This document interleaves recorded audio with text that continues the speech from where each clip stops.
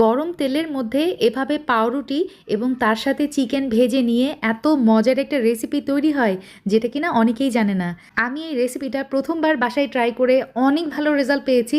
চিন্তা করলাম আপনাদের সাথেও রেসিপিটা শেয়ার করি।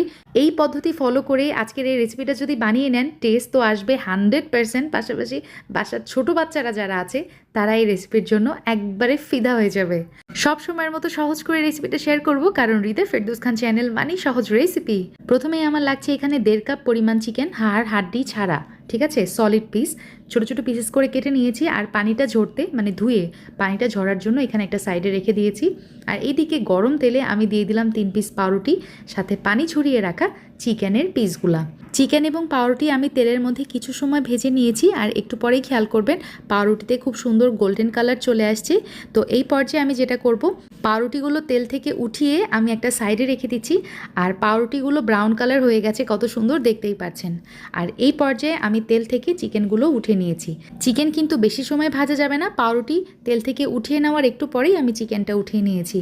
চিকেনটা যখন ঠান্ডা হয়ে গেছে তখন এই যে গ্রাইন্ডারের মধ্যে আমি চিকেন দিয়ে দিলাম, ভেজে রাখা পাউরুটি, আমি তেলটা একটু সোক করে নিয়েছিলাম পাউরুটি থেকে, সাথে আদা রসুন বাটা 1 চা চামচ, তার সাথে দিয়ে দিলাম গোলমরিচ 1/2 চা চামচ, রেড বেল পেপার ব্যবহার করেছি 1/2 অংশ, সাথে কতগুলো কাঁচা মরিচও আমি দিয়েছি ঝালের জন্য, ঝালটা যাতে ব্যালেন্স হয়। জিরা গুঁড়া 1/2 চা চামচ, পেঁয়াজ একটা 4 ভাগ করে দিয়ে দিলাম, সাথে লবণ, আরও লাগছে আমার রুম টেম্পারেচারের ডিম। লেবুর জুসটা দিলে খুবই ভালো একটা ফ্লেভার আসে। সাথে 1 টেবিল চামচ টমেটো সস এবং 1 চা চামচ সয়া সস দিয়ে দিলাম।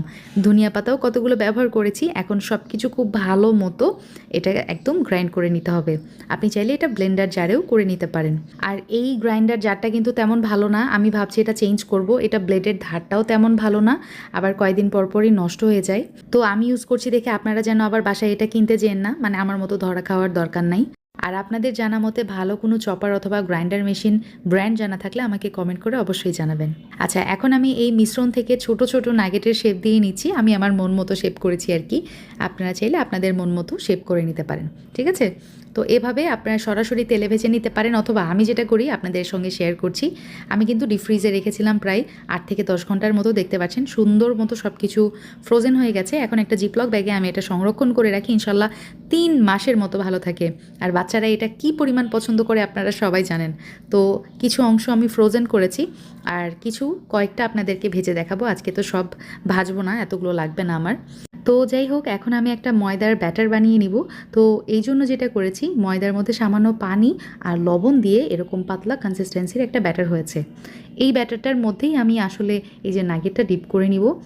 আর এই ডিপ করার পরে আমি কোটিং করব এই যে ব্রেড ক্রাম্ব দিয়ে, ঠিক আছে। তো এটা অনেক ইজি স্টেপ, আপনারা দেখে নিশ্চয়ই বুঝতে পারছেন, এত ডিটেলস আর বলার দরকার নাই। তো এভাবেই সবগুলো করে আমি একটার পর একটা তেলে ভেজে নিব। আর বেশি সময় নিয়ে এটা ভাজার দরকার নেই, কারণ চিকেনটা আমার আগে থেকেই সিদ্ধ হয়ে গেছে। আর আরেকটা স্পেশাল টিপস, সেটা হচ্ছে আমার ভিউয়ার্সের জন্য, এই নাগেটগুলো কিন্তু ব্রেড ক্রাম্ব ছাড়া এমনিও ভাজা যাবে, ঠিক আছে। কোটিং করা লাগবে না, কিছু না, এমনিও চাইলে আপনারা ভেজে নিতে পারেন। এই পদ্ধতিতে মানে চিকেন এবং ব্রেড যদি আগে ভেজে এভাবে চিকেন নাগেট তৈরি করেন, সত্যি কথা বলতে এটা অনেক বেশি মজা হয় এবং অনেক দিন পর্যন্ত সংরক্ষণ করা যায়। বাসায় ট্রাই করতে পারেন, বাচ্চারা অনেক পছন্দ করবে। আল্লাহ হাফিজ, আসসালামু আলাইকুম।